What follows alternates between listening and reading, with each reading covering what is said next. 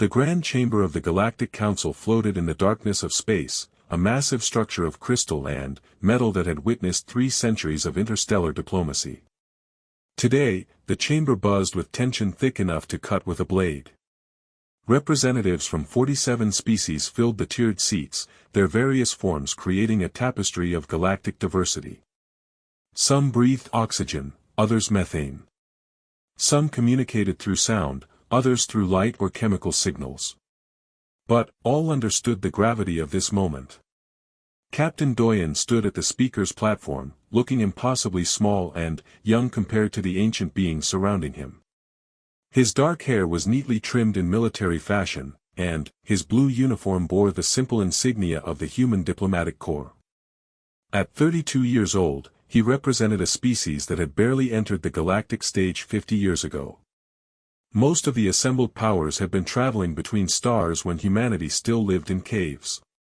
The Vralin delegation occupied the largest section of the chamber. Their empire stretched across 17 conquered systems, and their military might was legendary.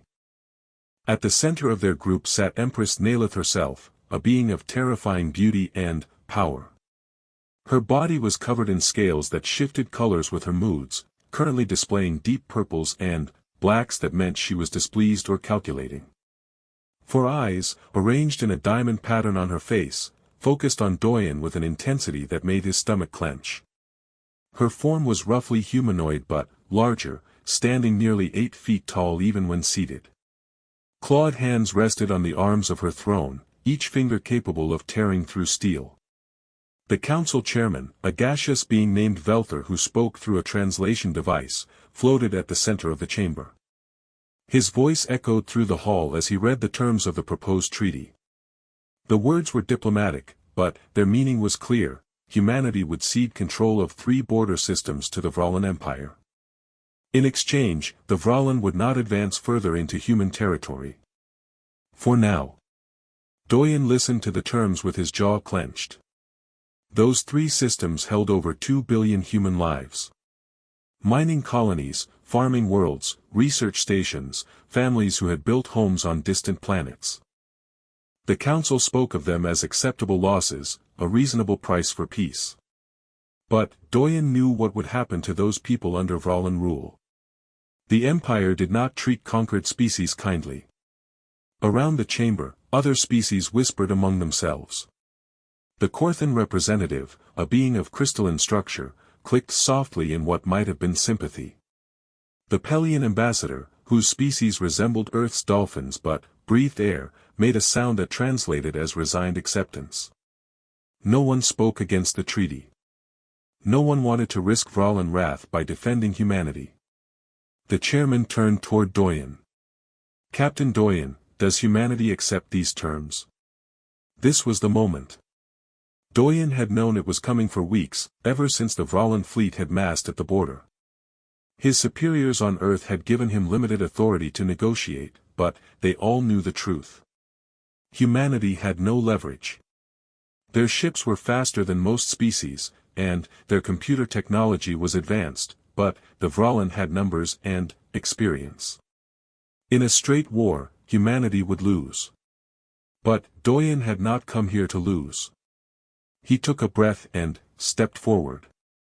Chairman Velther, honored council members, I request permission to address this assembly. A murmur ran through the chamber. It was unusual for the weaker party to speak at this stage. The chairman's form flickered with curiosity. You may speak, Captain. Doyen turned to face Empress Nalith directly. Her 4 eyes narrowed, watching him like a predator watching prey. He swallowed his fear and spoke clearly. Empress Nalith, I have studied your empire's history. Your people value strength, honor, and strategic alliances.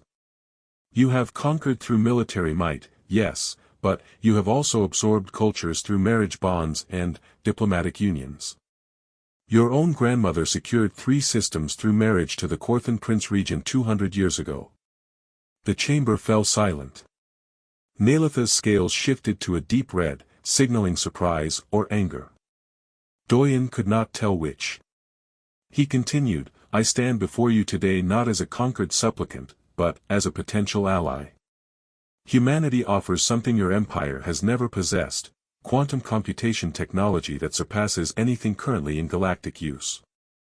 Our matrices can calculate battle strategies, economic projections, and scientific problems at speeds that would revolutionize your empire. Several council members leaned forward. Even species that had little contact with humanity knew of their computer systems. Human ships could process navigation calculations in microseconds that took other species minutes. Their AI systems were frighteningly efficient. In exchange for this technology, Doyen said, his voice growing stronger, and, as a gesture of permanent alliance between our peoples, I propose a marriage bond between humanity and the Vralin Empire. I offer myself as consort to Empress Nalith, uniting our species through the oldest and most sacred of diplomatic traditions. The chamber erupted. Voices in 100 languages filled the air. Representatives stood, gesturing wildly. The chairman's form pulsed rapidly, trying to restore order. Through it all, Doyen kept his eyes on Nalith. The Empress had not moved. Her scales had shifted through several colors rapidly, processing the implications. Marriage between species was not common, but it was not unheard of. Several galactic cultures practiced it, though usually between similar biological types. But, a human and a Vralin. The genetic differences were vast. They could not produce offspring. What would such a union even mean? But, Doyen had done his research. Among the Vralin, marriage was primarily political. It signified alliance, shared resources, and mutual protection. Romance was a secondary consideration at best. If Nalith accepted, she would gain access to technology that could cement her empire's dominance for centuries. And, humanity would gain the protection of the most powerful military force in the sector. The chairman finally restored order. This is highly irregular, Captain Doyen. Such proposals require careful consideration and, I accept. Nalith's voice cut through the chamber like a blade. She stood from her throne, rising to her full impressive height. Her scales had settled into a color pattern Doyen did not recognize, deep golds mixed with silver, something that might indicate respect or calculation or both. She walked down from her platform, each step measured and deliberate. The other Vralin representatives moved aside, clearly surprised by their Empress's decision. She stopped 3 meters from Doyen, looking down at him with all 4 eyes. I accept this proposal, she said again, her voice carrying to every corner of the chamber. On the condition that this marriage follows both human and Vralin customs completely. And that humanity demonstrates their quantum technology's capabilities within 1 lunar cycle. If the technology proves inferior to what you claim, the original treaty stands. If it proves equal or superior, our peoples will be formally allied. Doyen bowed, keeping his expression neutral even as his heart hammered in his chest. I agree to these terms, Empress. Nalith's mandibles curved upward in what might have been a smile. But, as their eyes met, Doyen saw something behind her gaze that made his blood run cold. She was pleased, yes, but not in the way a diplomat should be. There was triumph there, and cunning, and the cold calculation of a predator who had just maneuvered prey into exactly the right position. The Empress returned to her throne, and the council dissolved into chaos once more. The chairman attempted to adjourn the session for further discussion, but the damage was done. Doyen had thrown a stone into the carefully arranged machinery of galactic politics, and no one knew where the pieces would fall. As he left the chamber, Doyen allowed himself one moment of doubt. He had just proposed marriage to an alien empress to save his species. He had offered humanity's most valuable technology as a dowry. And, he had seen something in Nalith's eyes that suggested she had her own plans for this alliance. But, there was no turning back now. In 1 lunar cycle, humanity would either rise to become a major galactic power, or they would lose everything. Doyen had rolled the dice. Now he had to hope they would land in humanity's favor. The human diplomatic vessel cut through space toward Earth, its engines humming with barely controlled power. In the main conference room, Doyen sat at the head of a table surrounded by his team. The silence was heavy and uncomfortable. Commander Gina stood near the window, staring out at the stars. She had served with Doyen for 5 years, through dangerous negotiations and near-miss conflicts. They had trusted each other with their lives. But, right now, she could barely look at him. "You should have consulted us," she said finally, her voice tight with controlled anger. "You should have at least mentioned this possibility before throwing yourself into an alien marriage." Doyen rubbed his temples. He had not slept since the council session 12 hours ago. There was no time. The treaty was being signed. We were about to lose everything. And, now you've lost yourself instead. Gina turned to face him. Her eyes were red, though whether from anger or unshed tears, Doyen could not tell. "Does Myri know?" The name hit him like a physical blow. Myri. His fiancée. The woman he had planned to marry when he returned to Earth. She would be waiting at their apartment, probably cooking dinner, expecting him home in 3 weeks. They had been together for 8 years, engaged for 2. She knew his diplomatic work was dangerous, but she had never imagined anything like this. "I sent her a message," Doyen said quietly. "Encrypted, official. She'll know before the news breaks." Gina shook her head. "An encrypted message. How romantic." Another team member, Lieutenant Kyung, spoke up from his seat. "With respect, sir, Commander Gina has a point. This marriage will be more than symbolic. You'll have to live with the Empress, follow her to the Vralin homeworld, participate in their court politics. You're not just negotiating with them anymore. You're joining them." Doyen stood and walked to the window, standing beside Gina. Outside, space looked peaceful and empty, though he knew better. Somewhere out there, the Vralin fleet waited. Somewhere behind them, Earth spun quietly, unaware that its future now rested on the shoulders of one man's desperate gamble. "I know what I've done," he said softly. "I know what it costs. But, 2 billion people get to keep their homes. 2 billion lives continue. That's worth one man's happiness." Gina's expression softened slightly. "You always were too noble for your own good." On the Vralin flagship, a massive vessel that could hold 10,000 warriors, Empress Nalith convened her war council. The chamber was lit by bioluminescent strips that pulsed with the ship's heartbeat.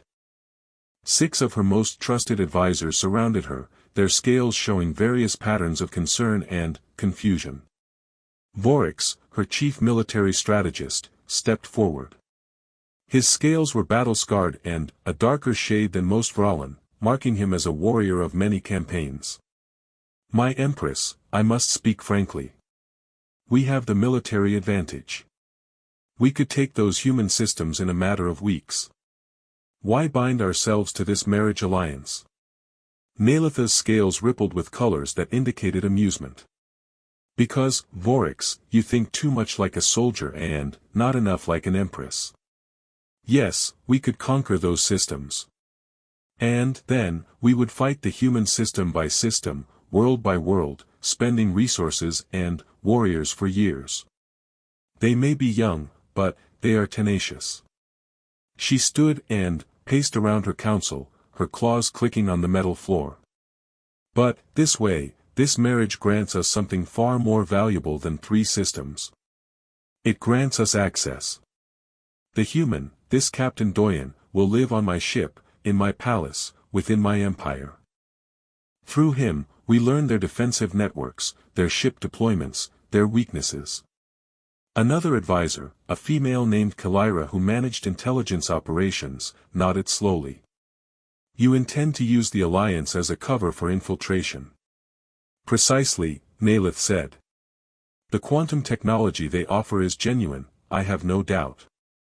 Their computational abilities are remarkable. We will take that technology, integrate it into our systems, and learn how it functions. And, once I understand their networks from within, once we have mapped their defenses through this diplomatic access, conquest becomes trivial.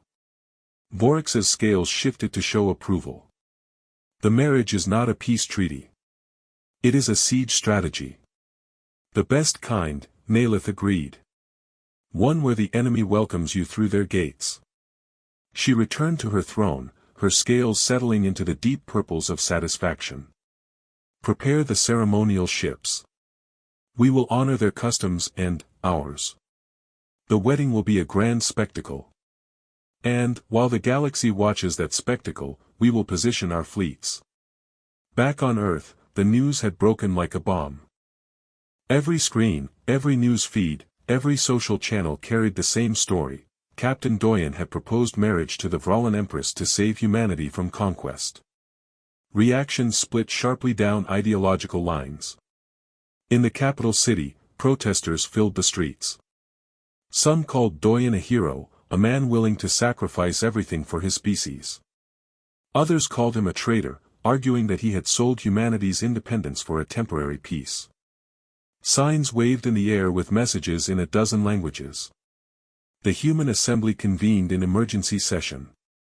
Politicians argued for hours about whether to support Doyen's decision or recall him immediately. The vote was close, but, ultimately, pragmatism won. Humanity needed this alliance, regardless of the personal cost to one man. In a small apartment overlooking the ocean, Myri sat on the floor surrounded by packed boxes.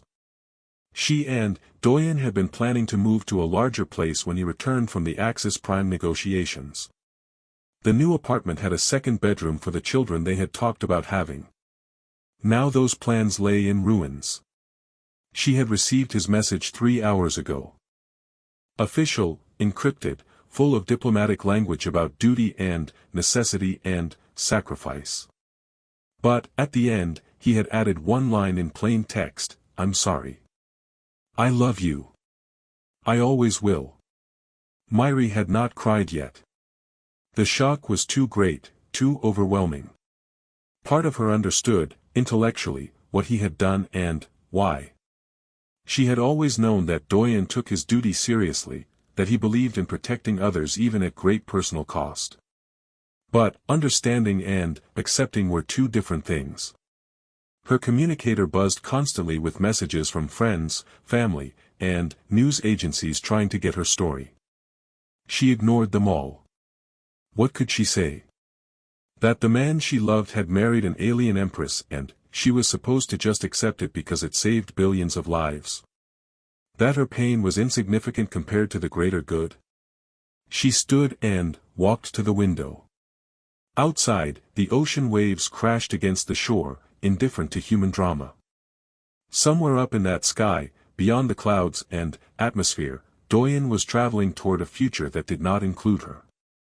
On the human diplomatic vessel, the team worked frantically to prepare for the technology demonstration.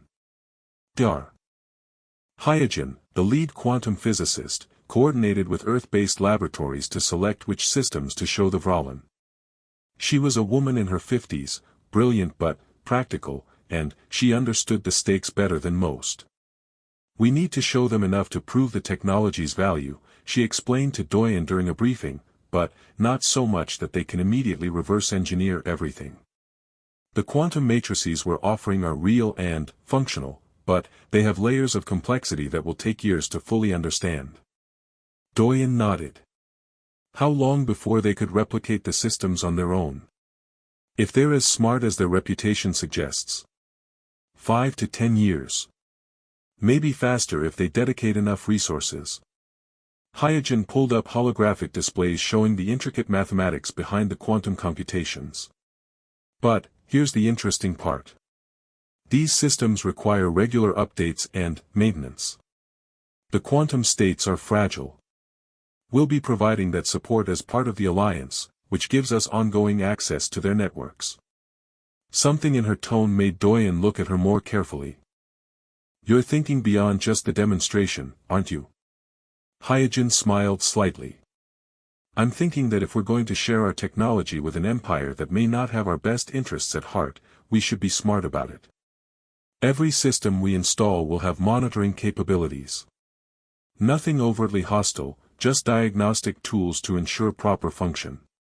But those diagnostics will give us a window into how they're using our technology and what they're planning. That's espionage, Lieutenant Kyung said, though he did not sound disapproving. That's insurance, Hyojin corrected. We're entering an alliance with a species that has conquered 17 others. Trust is good. Verification is better. Doyen considered this. It made him uncomfortable, building deception into what was supposed to be a peace offering. But, Hyojin was right. The Vralin had not survived centuries of expansion by being trusting and naive. Humanity needed to be equally cautious. Do it, he decided. But, make sure the monitoring is passive and undetectable. If they discover it, the alliance ends immediately and we're back to war. The next 3 weeks passed in a blur of preparations. Ceremonial protocols had to be learned, gifts exchanged between the species, diplomatic formalities observed. Doyen studied Vralin customs with an intensity that bordered on obsession, knowing that any mistake during the wedding could be seen as an insult. He also received messages from Earth. His parents, proud but worried. His younger brother Taeyang, a systems engineer who was being assigned to the technology integration team. Friends from the military academy expressing support or confusion or both. But, nothing from Myri. Her silence hurt more than any angry message could have. 27 days after the proposal, Doyen stood in his quarters looking at himself in the mirror. He wore a formal uniform designed specifically for this occasion, blending human and Vralin aesthetic elements. In 3 hours, the wedding ceremony would begin. Ships from across the galaxy had gathered at Axis Prime to witness this unprecedented union. Commander Gina entered without knocking, carrying a small box. Your family sent this, she said, handing it to him. Inside was a simple silver ring, his grandmother's wedding band. A note in his mother's handwriting read, "Wear this and remember who you are." Doyen slipped the ring onto his finger. It felt heavy, weighted with meaning and memory. He was about to bind himself to an alien Empress, to step into a role he barely understood, to become something other than what he had been. Are you ready? Gina asked quietly. Doyen looked at his reflection one last time. The man staring back at him seemed like a stranger, about to walk into an unknown future for the sake of billions he would never meet. No, he admitted. But, I'm going anyway. The explosion ripped through the diplomatic quarter of Axis Prime at exactly 4 in the morning, station time. Doyen jerked awake in his quarters as alarms screamed through the corridors. He rolled out of bed, already reaching for his emergency gear, his military training taking over before his mind fully processed what was happening. His communicator buzzed frantically.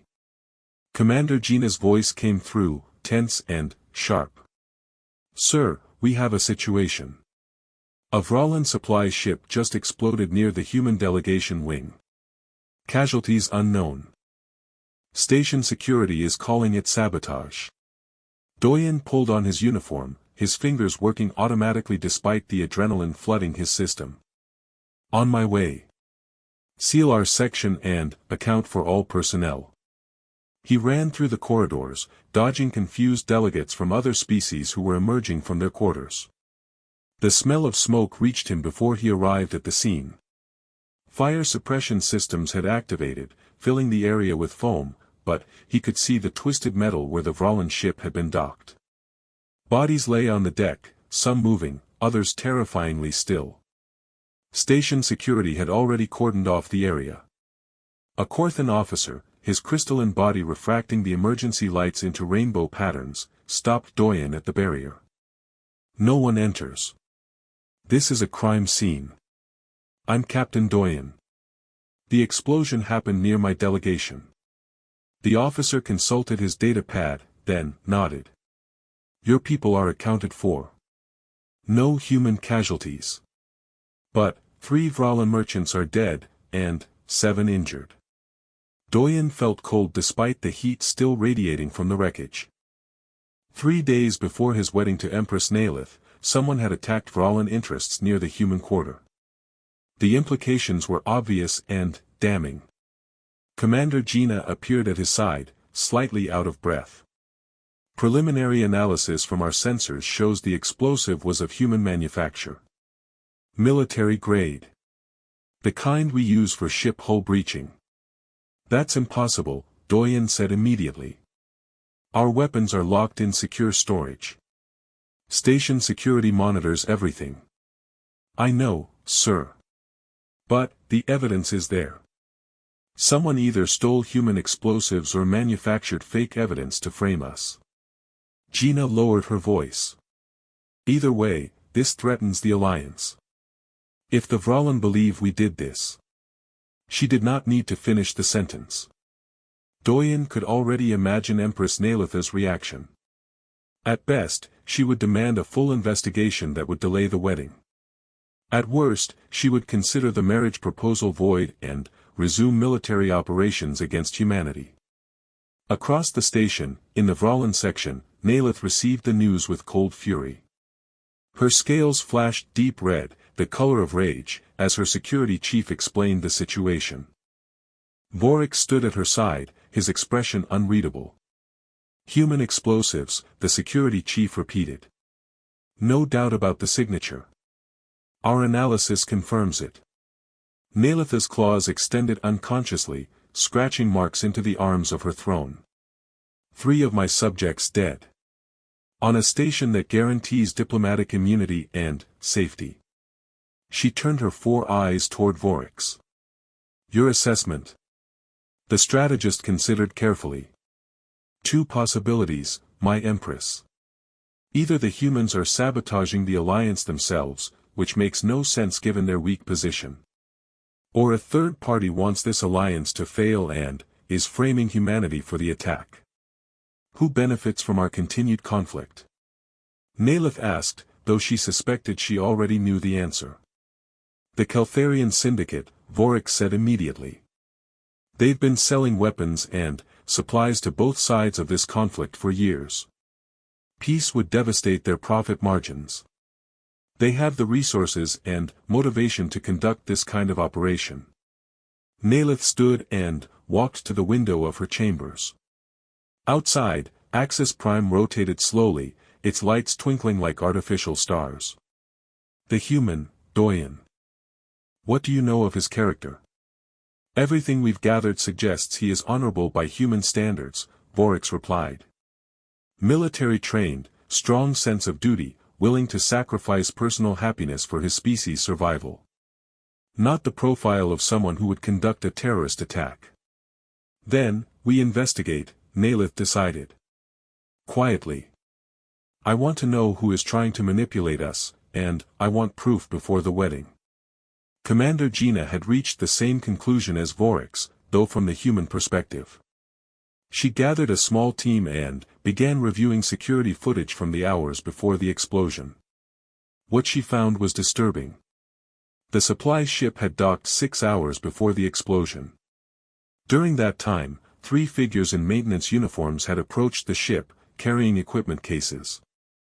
The station security system had logged them as routine maintenance personnel.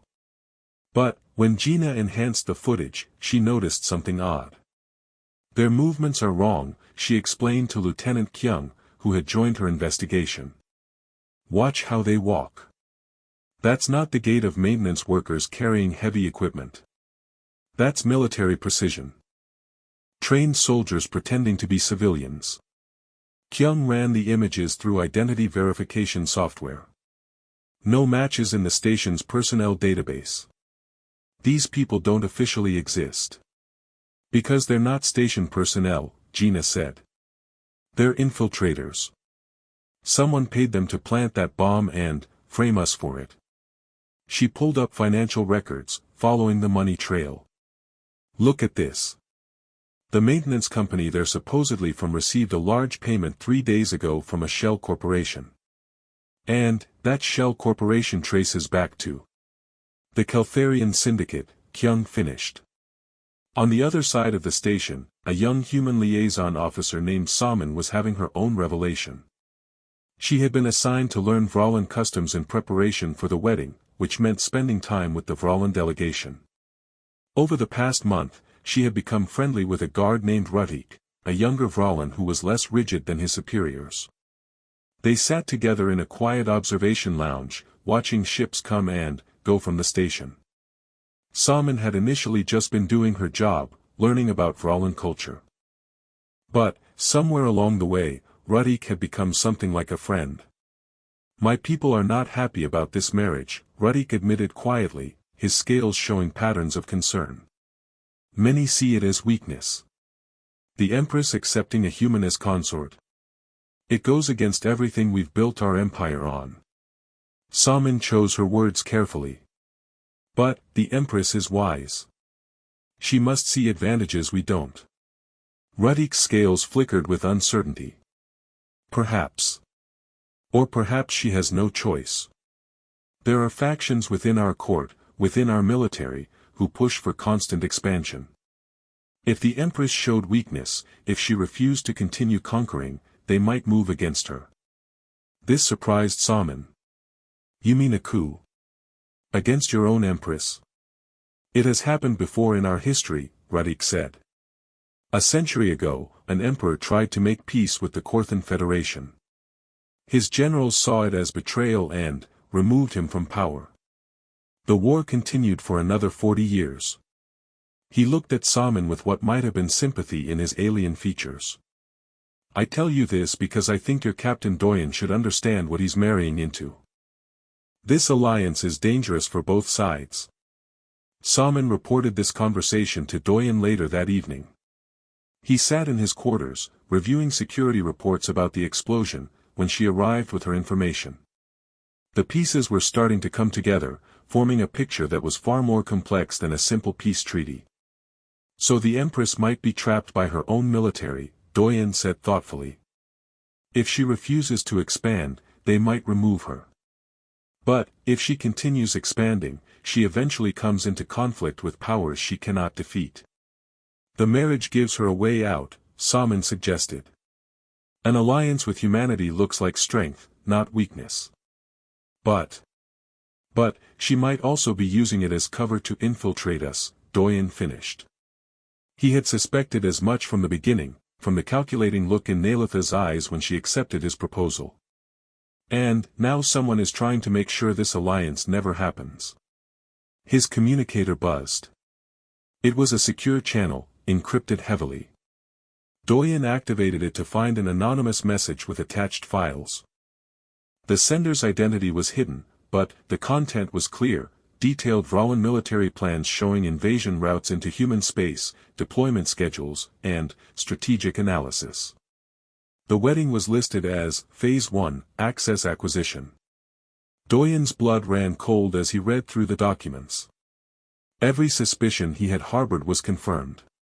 The Empress intended to use the marriage as a cover for gathering intelligence and positioning forces. The alliance was a trap. But, if he exposed this now, the alliance would collapse. War would resume immediately. Billions of lives would be at risk. He was trapped between two impossible choices: proceed with a marriage he now knew was built on deception, or condemn his species to a war they could not win. His brother Taeyong called an hour later, using secure military channels. "Doyen, I've been reviewing the quantum matrices we're giving to the Vralin. Dr. Hyojin included monitoring capabilities, like you approved. But, I've been thinking. If the Vralin are planning to use our technology against us, maybe we need more than just monitoring." "What are you suggesting?" Doyen asked, though he suspected he knew. "Safeguards," Taeyong said carefully. "The quantum systems are incredibly complex. If we included certain fail-safes, certain backdoors that appear to be accidental bugs in the code, we could potentially disable their systems remotely if they turn against us. It would look like a technical malfunction, not sabotage." Doyen closed his eyes. His brother was suggesting they weaponize the peace offering, turn the gift into a potential trap of their own. It was deceptive, potentially dishonorable, and went against every diplomatic principle he had been trained in. It was also probably the only way to keep humanity safe. "How long would it take you to implement these safeguards?" he asked. "They're already designed," Taeyong admitted. "I just need your authorization to include them in the final systems." Doyen stood and walked to his window. Outside, he could see the Vralin flagship in the distance, lights glowing in the darkness. Somewhere on that ship, Empress Nalith was making her own calculations, playing her own games.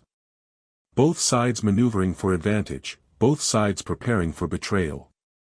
This was not the noble peace he had imagined when he made his bold proposal. This was something darker, more complicated. A peace built on mutual deception, where trust was absent and both sides prepared for the worst while hoping for the best. "Do it," he told his brother. "Implement the safeguards. Make them completely invisible and triggered only as a last resort." He paused. "And, Taeyong? Don't tell anyone else. Not Gina, not Dr. Hyojin, no one. If this goes wrong, I want the responsibility to fall on me alone." After he ended the call, Doyen sat in the darkness of his quarters for a long time. In 3 days, he would marry an alien empress who was planning to betray him. He would smile and say vows while knowing they were lies. And he would give her technology that included hidden weapons, insurance against the inevitable betrayal. This was not the future he had wanted. But it was the future humanity needed. His communicator buzzed again. Another anonymous message, this time with video footage showing the Keltharian operatives planting the bomb. Evidence that could clear humanity of suspicion and expose the real culprits. The sender included one line of text: "Some players want war. Some want peace. Know the difference." Doyen forwarded the evidence to both human and Vralin security. Within an hour, station authorities had confirmed the Keltharian involvement. The investigation shifted away from humanity. The wedding would proceed as scheduled. But the damage was done. Both sides now knew that forces beyond their control were trying to manipulate them. Both sides had revealed their suspicions of each other through their investigations. And both sides were moving forward with an alliance that neither fully trusted. The wedding would happen. The alliance would be formed. But what kind of peace could be built on such a foundation of lies?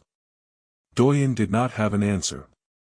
He only knew that he had set events in motion that could no longer be stopped, and now he had to ride them through to whatever conclusion awaited. The wedding ceremony was the most watched event in galactic history. Over 40 billion beings across dozens of species tuned in to witness the unprecedented union between human and Vralin. The Grand Hall of Axis Prime had been transformed into something spectacular, combining the aesthetic sensibilities of both cultures in ways that should have clashed but somehow worked. Human flowers, actual living plants from Earth, intertwined with Vralin crystalline sculptures that pulsed with bioluminescent light. Traditional Earth music played alongside Vralin harmonic frequencies, creating a sound that was alien yet strangely beautiful. Representatives from every major galactic power filled the seats, their various forms creating a living tapestry of interstellar diversity. Doyen stood at the altar wearing ceremonial robes that combined human formal wear with Vralin military honors.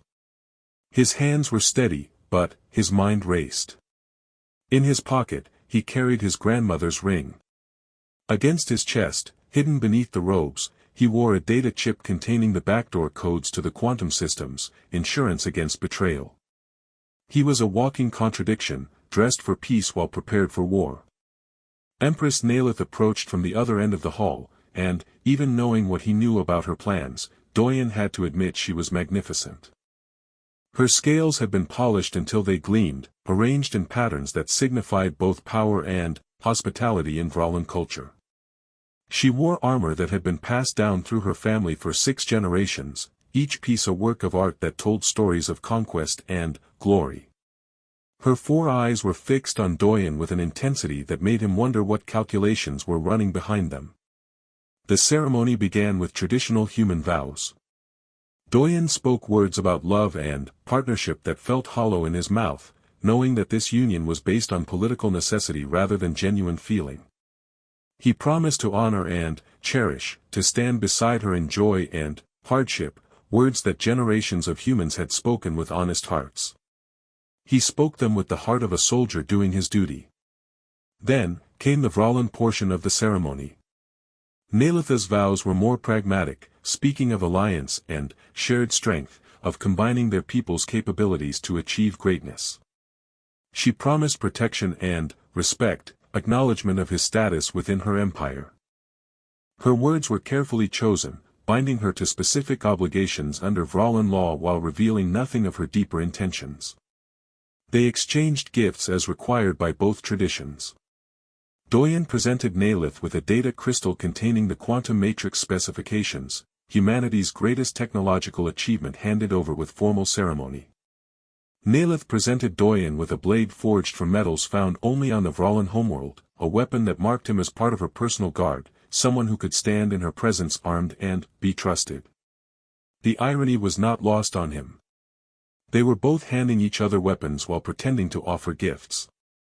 When the final vows were spoken and the pronouncement made, Nalith leaned down and touched her forehead to his, a Vralin gesture of respect and partnership. Her scales were cool against his skin, and he could feel her breath, different from human breathing but steady and controlled. "We have both made our choices," she whispered, so quietly that only he could hear over the cheering crowd. "Now we see where they lead us." The reception lasted for hours. Diplomats from across the galaxy congratulated them, each with their own agendas and calculations. The Korthan ambassador offered warm wishes while probably analyzing trade implications. The Pelian representative spoke of hope for broader peace while mentally calculating shipping route changes. Everyone smiled and said proper things while thinking about how this alliance affected their own interests.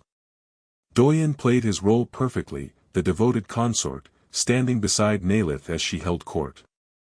He noticed how carefully she managed every interaction, giving each species exactly the right amount of attention, saying things that sounded generous but committed her to nothing specific. She was a master of political theater, and he was learning from an expert. Commander Gina watched from the sidelines, her expression carefully neutral. She had done her duty, helping arrange the ceremony, ensuring security protocols were followed. But Doyen could see the sadness in her eyes. She mourned the loss of the man he had been, the friend who would never again be quite the same. On Earth, in a small apartment overlooking the ocean, Myri watched the ceremony on a screen with the sound turned off. She had tried not to watch, had promised herself she would not torture herself with the images. But, in the end, curiosity and pain had won over wisdom. She saw Doyen standing there, speaking vows that should have been spoken to her, sliding a ring onto a clawed hand when it should have been her hand. Part of her understood, really understood, that he had done this for humanity, that his sacrifice saved billions. But understanding did not make the pain less sharp. When the ceremony ended and the screen showed Doyen and Nalith leaving together as husband and wife, Myri finally allowed herself to cry. She cried for the future that would never be, for the children they would never have, for the simple life of love and companionship that had been sacrificed on the altar of galactic politics. She cried until she had no tears left, and then she sat in the quiet darkness, feeling hollowed out and empty. Tomorrow she would pick herself up and move forward, because that was what survivors did. But, tonight, she let herself mourn. After the reception, Doyen moved his belongings to the Vralin flagship. His quarters were large and, surprisingly comfortable, modified to accommodate human needs. The bed was sized for his frame rather than Nalitha's larger form. The atmosphere was adjusted to Earth normal.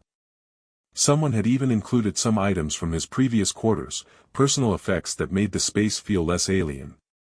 Commander Gina, Lieutenant Kyung, and his brother Taeyang had quarters nearby, along with a dozen other human specialists who would be working on technology integration.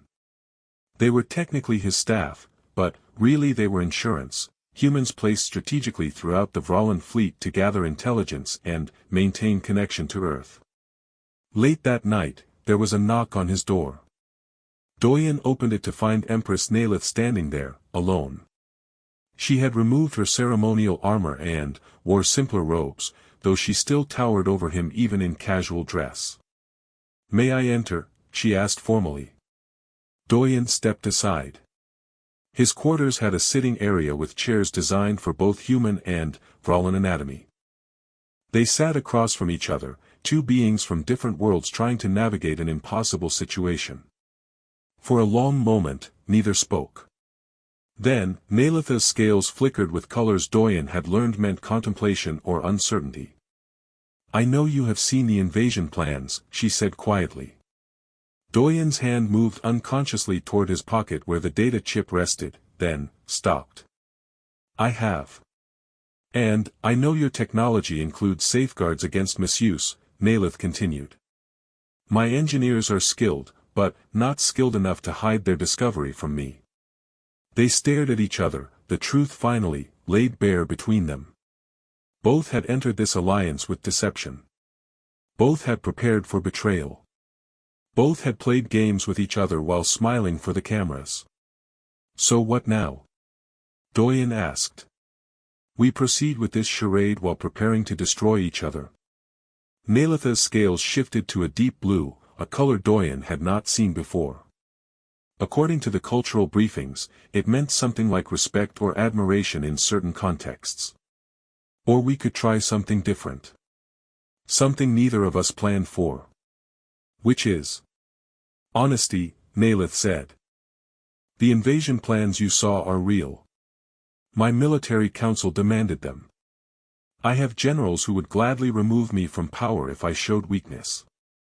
The conquest is not my preference, Captain Doyen. It is my prison." This surprised him. "You don't want to expand the empire?" "I want my people to be secure and prosperous," Nalith said. "But, we have expanded so quickly that we are overextended. Every new conquest requires resources to control.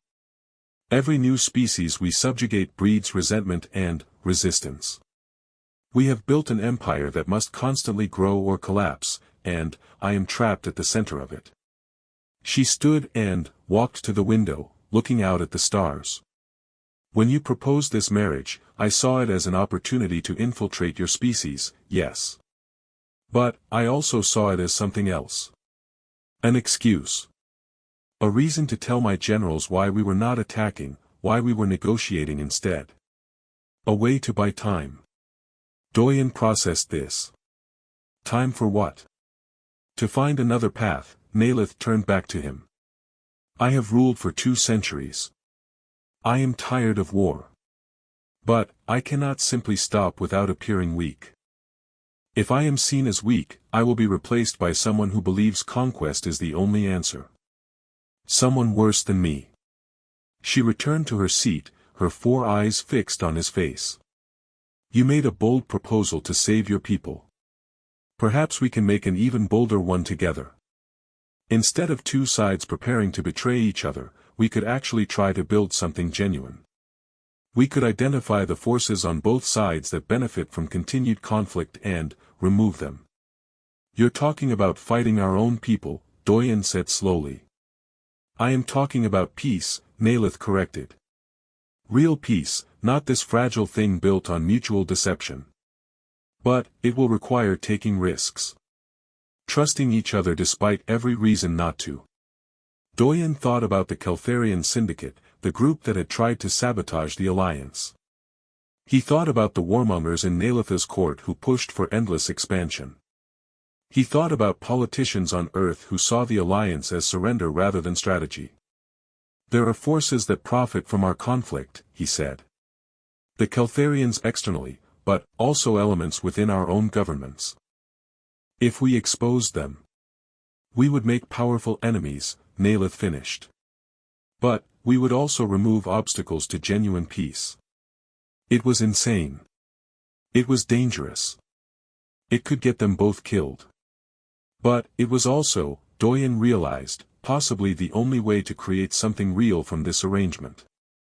I have intelligence on the Keltharian operations, Doyen said. Financial records, evidence of manipulation. And, I assume you have information on your own internal opposition? Nalitha's scales flickered with something that might have been approval. I have been documenting their corruption for years, waiting for the right moment to move against them. Then, we make our move together, Doyen decided. We expose the Keltharians to the Galactic Council. You purge the warmongers from your court. I work with Earth authorities to identify those who would undermine the Alliance for their own benefit. It will take time and careful planning, Nalith cautioned. We will have to maintain appearances while working behind the scenes. We've already been doing that, Doyen pointed out. At least now we'll be working together instead of against each other.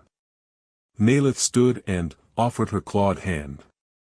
Doyen took it carefully, feeling the strength in her grip.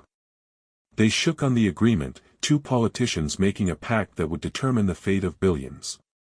One more thing, Nalith said as she moved toward the door.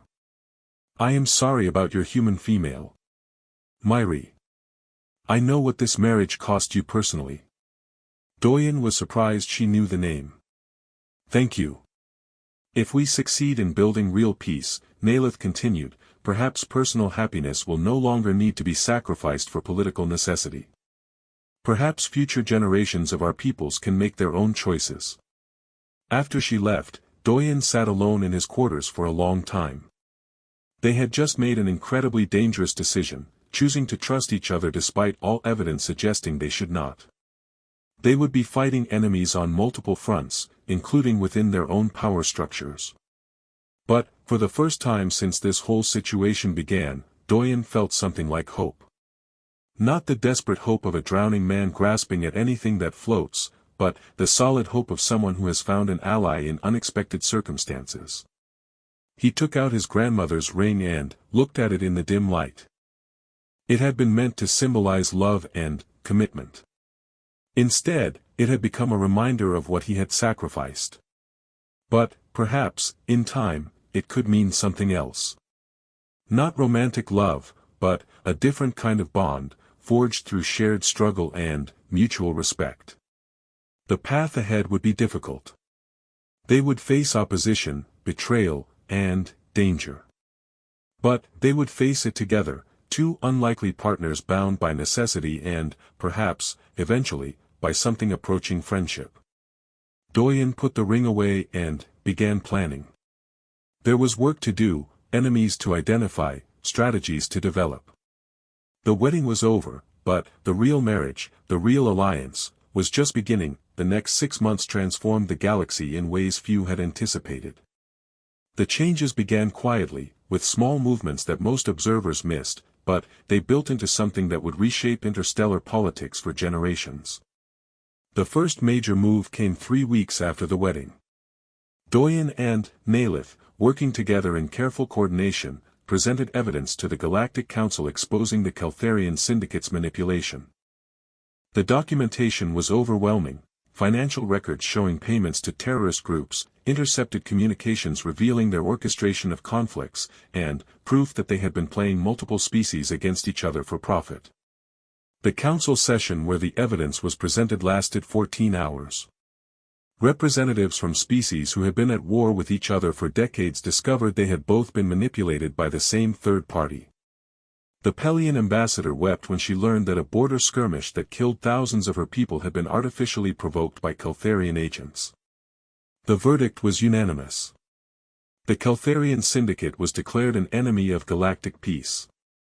Their assets were frozen, their leadership arrested, and their networks dismantled.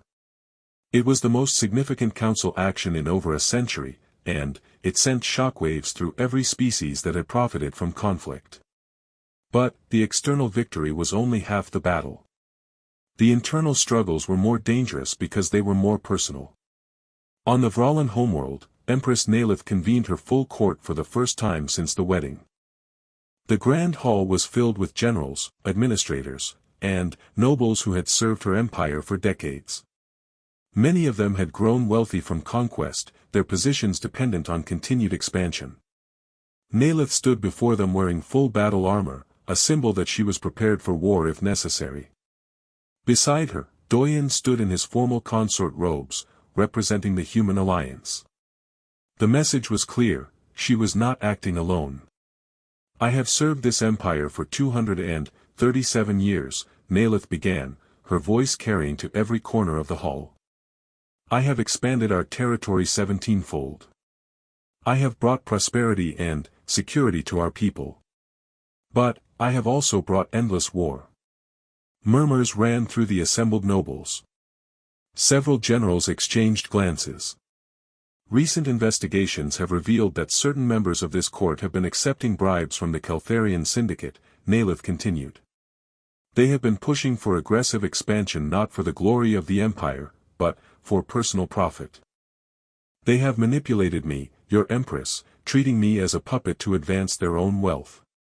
She gestured, and her guards moved forward with data paths. "General Korvax, you received 14 million credits from Keltharian sources over the past 5 years. Admiral Threx, your accounts show similar payments. Minister Velis, your family has profited enormously from contracts with the Syndicate." The named individuals tried to protest, but the evidence was undeniable. Within hours, they were arrested. The purge extended to dozens of officials, removing a layer of corruption that had been steering Vralin policy for years. But the most dramatic moment came when Voryx, Nalith's most trusted military strategist, stepped forward. "My Empress, I must confess. I too received payments from the Keltharians. Not recently, but years ago, when I was younger and more foolish. I pushed for conflicts I thought were strategically sound, not realizing I had been influenced by their manipulation." The hall fell silent. Voryx was beloved by the military, a hero of countless campaigns. His admission could have sparked a rebellion. Nalitha's scales shifted through several colors as she processed this. Finally, she spoke. "General Voryx, your honesty is noted. The payments you received were small and ceased years ago. More importantly, you have served faithfully since, and you came forward voluntarily." She paused. "You will remain in your position, but you will also work closely with Captain Doyen's brother, Taeyang, to reform our military procurement processes. We will ensure this corruption never takes root again." It was a calculated mercy, one that showed strength through forgiveness rather than punishment. The other generals saw that Nalith was serious about reform but not bloodthirsty. Several more confessed to lesser offenses, seeking the same mercy. On Earth, Doyen's team was working a parallel operation. Commander Gina had returned to coordinate with Earth authorities, identifying politicians and military officers who were undermining the alliance for various reasons. Some were ideologically opposed to working with aliens. Others had financial ties to defense contractors who profited from conflict. A few were simply opportunists looking to advance their careers. The Human Assembly held hearings that gripped the planet's attention. Representative after representative was called to explain their positions and actions. Some defended their skepticism as reasonable caution. Others were exposed as corrupt. The political landscape of Earth shifted dramatically as the old guard was forced to account for their choices. Public opinion remained divided, but, slowly, the evidence of genuine cooperation between humans and Vralin began to change minds. Joint scientific projects produced breakthroughs that benefited both species. Trade agreements created prosperity on frontier worlds. Most importantly, the absence of war allowed people on both sides to simply live their lives without fear. Dr. Hyojin led the technology integration efforts, working closely with Vralin engineers to implement the quantum systems throughout the Empire. The backdoors Taeyang had installed remained hidden, insurance that both sides now knew existed but chose not to activate. It was a mutual deterrent, a reminder that betrayal remained possible but undesirable. "It's strange," Hyojin told Doyen during one of their regular briefings. "We built these systems expecting them to be used as weapons eventually. Now they're just good technology doing good work. The safeguards we included have become almost irrelevant because neither side wants to use them. Trust but verify, Doyen said. We keep the insurance, but we hope we never need it. 6 months after the wedding, Salmon returned to Axis Prime for a conference on interspecies cultural exchange. She had become something of an expert on Vralin human relations, and her friendship with Ruddick had deepened into a professional partnership focused on education and understanding. They sat together in the same observation lounge where they had first talked honestly, watching ships come and go. But, now, some of those ships were joint human Vralin vessels, crews mixed together working toward common goals. Did you ever imagine this would actually work? Salmon asked. Ruddick's scales showed patterns of contentment. No. I thought the marriage was political theater that would eventually collapse. But, your Captain Doyen and our Empress, they surprised everyone by choosing to build something real. It's still fragile, Salmon cautioned. There are still people on both sides who oppose the alliance. But, fewer every day, Ruddick said. And, the longer it lasts, the stronger it becomes. That's how peace works. Small successes building on each other until war seems impossible.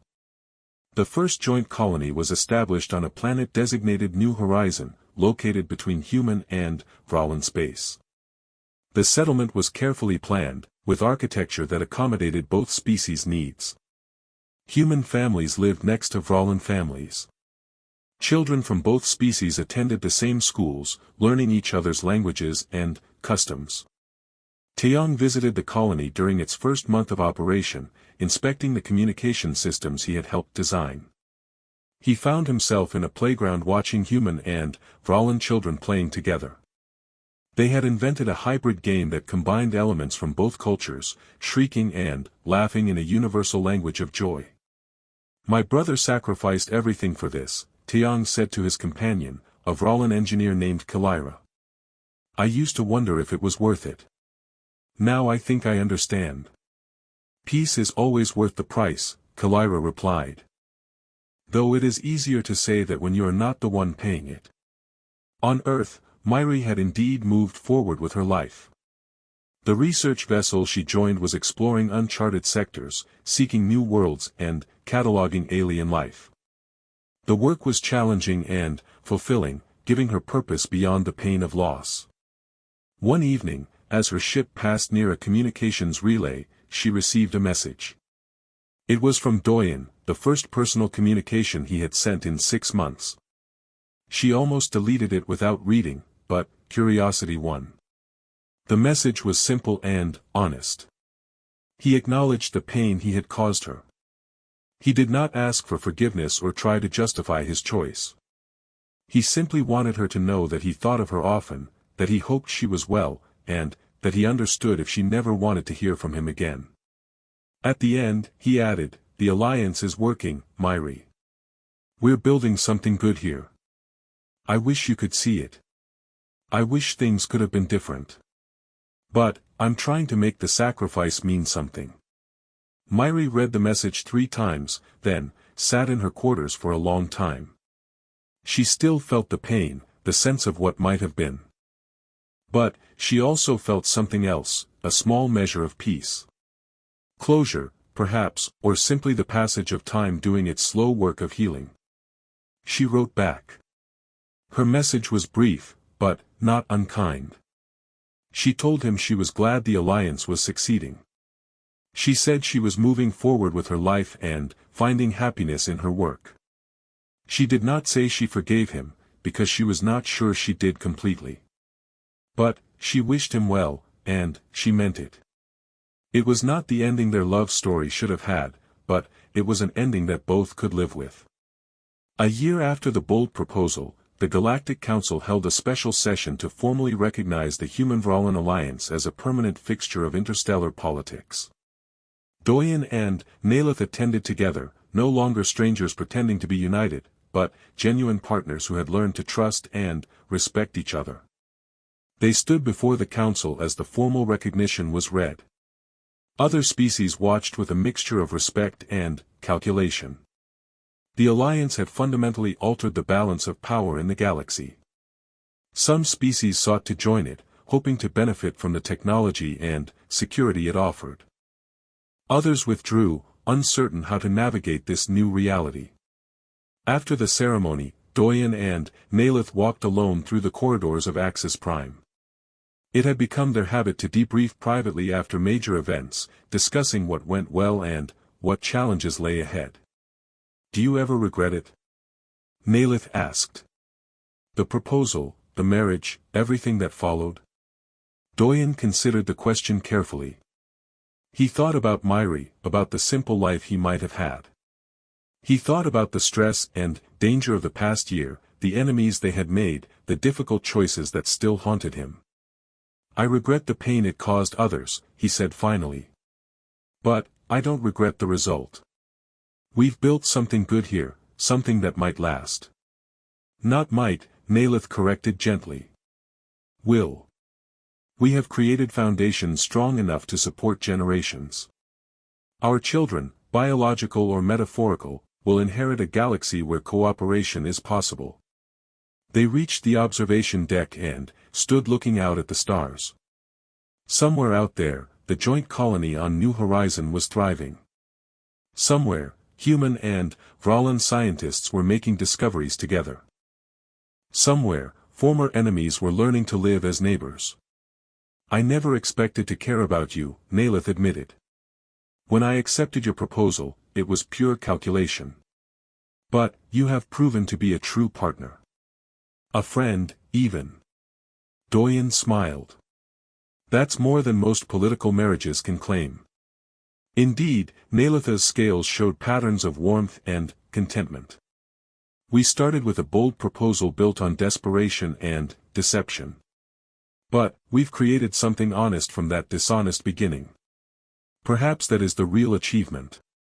Behind them, Commander Gina approached with Vorax, both carrying data pads with the next set of challenges requiring their attention. There would always be more challenges, more problems to solve, more opposition to overcome. Peace was not a destination but a constant effort, requiring vigilance and dedication. But, as Doyen turned to face the next crisis alongside his unlikely partner, he felt a sense of rightness. The bold proposal that saved humanity had cost him dearly, but it had also given him purpose and created possibilities that had not existed before. The hidden conflicts had been unveiled and largely resolved. The forces that profited from war had been diminished, though not eliminated entirely. The galaxy had not transformed into a utopia, but it had taken real steps towards something better. And perhaps that was enough. Perhaps that was all anyone could ask for, not perfection, but progress. Not the absence of conflict, but the tools and will to resolve it peacefully. Doyen had made his bold proposal to save his species. In the end, he had done more than that. He had helped create a framework for lasting peace, a model for how different species could work together despite their differences. It was not the life he had planned. It was not the future he had dreamed of as a young man in love with a woman from his homeworld. But it was a life of meaning and impact, a future where his sacrifice mattered. The human assembly later commissioned a memorial on Earth, a simple stone monument in the capital city. It bore the names of everyone who had sacrificed personal happiness for the greater good during the crisis years. Doyen's name was there, alongside thousands of others. But the real memorial was everywhere across human and Vrallan space, in the joint colonies, in the mixed crews of starships, in the children of both species learning together. The real memorial was the absence of war, the presence of cooperation, the slow building of trust between peoples who had once seemed destined to destroy each other. Empress Nalith would rule for another century before finally choosing to step down, confident that her successor would maintain the alliance. Doyen would serve as consort and diplomat for 40 more years, eventually returning to Earth as an elder statesman whose counsel was sought by generations of leaders. But, that night on Axis Prime, standing before the stars with his partner and friend, Doyen did not think about the future. He thought about the present, about what they had accomplished and what remained to be done. shall we? Nalith asked, gesturing toward Gina and Vorix with their waiting problems. Always, Doyen replied. Together, they walked forward into whatever challenges awaited, no longer enemies pretending to be allies, but genuine partners bound by shared purpose and mutual respect. The bold proposal had become something neither had expected, a foundation for lasting peace and a friendship that transcended species. The galaxy watched and waited to see what they would accomplish next. But, for now, the alliance held strong, built not on the deception of its beginning, but on the honesty and hard work that followed. And, somewhere, in a small apartment overlooking Earth's ocean, Myri watched the stars and smiled, at peace with what had been lost and what had been gained, knowing that Doyen's sacrifice had not been in vain.